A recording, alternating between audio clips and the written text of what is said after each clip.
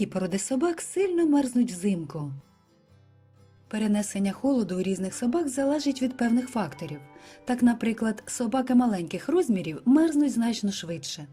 Також має значення, чи живе собака у квартирі, де процес линяння відбувається частіше, або на вулиці у вольєрі.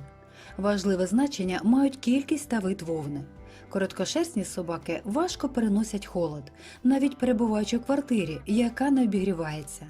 Їх варто берегти від морозу та дощів. Отже, собаки яких порід більше за інших мерзнуть на холоді? Дрібні декоративні. Милі та крихітні створіння іноді здаються переляканими через тремтіння, яке є реакцією на холод. Мініатюрні собаки можуть мерзнути навіть до того, як настануть суворі морози. Це насамперед з легкою м'язовою масою і відсутністю підшерстка. Господарям таких вихованців обов'язково потрібно запастися спеціальним зимовим одягом, який можна придбати у спеціалізованих магазинах.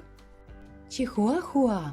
На думку більшості фахівців, представники однієї з найдавніших і найменших порід утворилися у мексиканському штаті Чиуауа.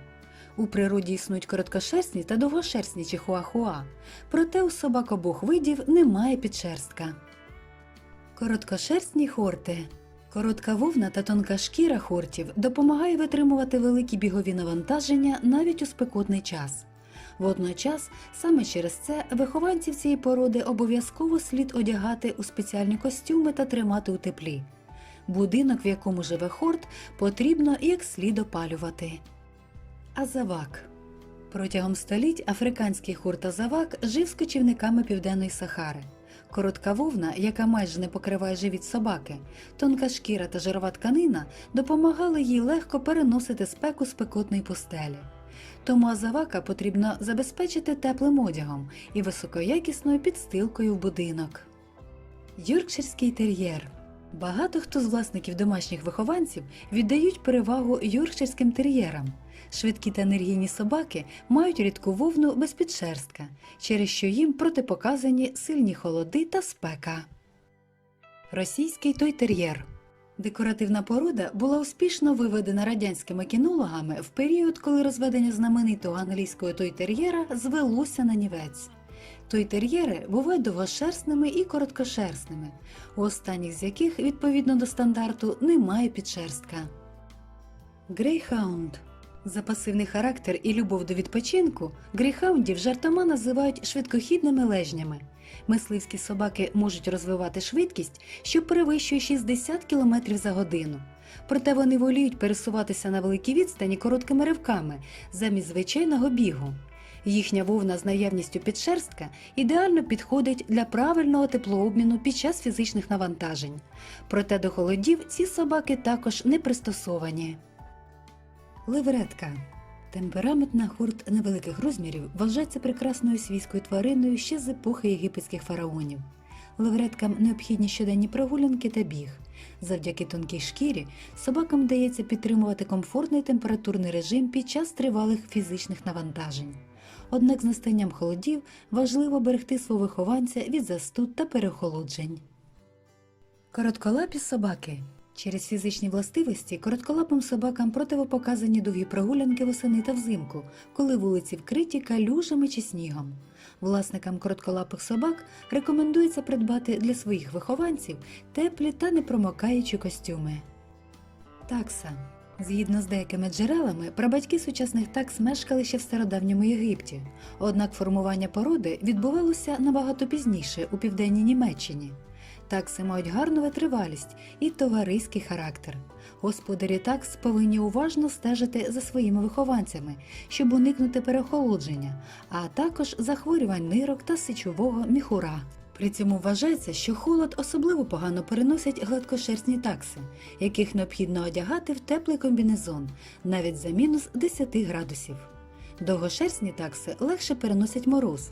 Навіть без особливого утеплення вони можуть гуляти на вулиці за температури нижче 20 градусів. Пекінес. У Китаї пекінеси спочатку могли належати лише членам імператорської сім'ї, які добре доглядали їх, забезпечуючи найкомфортніші умови життя. Сьогодні ж пекінесів заводять багато міських жителів. Важливо пам'ятати, що в холодну погоду кінцівки тварин швидко перехолоджуються. Крім того, пекінеси не люблять сильної спеки. Китайський чубатий собака – тваринка з короткою вовною на тілі і пухнастим волоссям на голові, кінцівках і хвості потребує догляду цілий рік. Взимку китайську чубату потрібно одягати в теплий костюм, а влітку обробляти її шкіру сонцезахисним кремом. Серед представників цієї породи існує особливий різновид, який називають пуховкою або паудер-пафом. Їхнє тіло повністю покрите пухнастою довгою шерстю, але незважаючи на це, вони теж дуже люблять тепло. Бассет-хаунд. Бассет-хаунди були доведені до фізіологічної досконалості у Великій Британії. Активні собаки люблять тривалі прогулянки та є відмінними мисливцями. Щоб уберегти коротколапого та короткошерстного вихованця без підшерстя від холоду, необхідно одягнути його у теплий костюм. Як захистити собаку від холоду?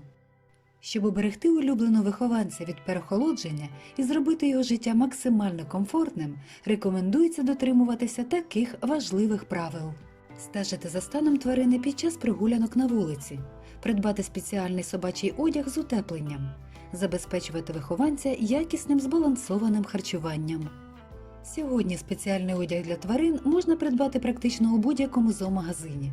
Виробники пропонують великий вибір комбінезонів, накидок або костюмів, різного забарвлення та цінової категорії.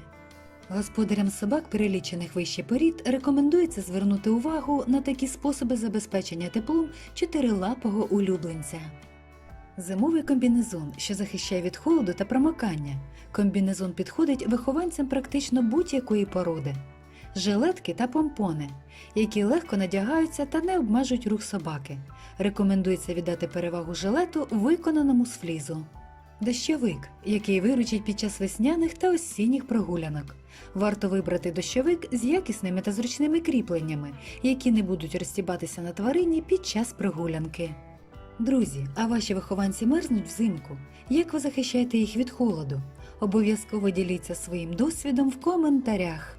Ви ще й досі не підписані? Не мешкайте та підписуйтесь, а також тисніть на дзвіночок під відеороликом, щоб не пропустити свіжі випуски. До нових зустрічей, друзі! Бережіть себе та наш малесенький, затишний дім під назвою Земля.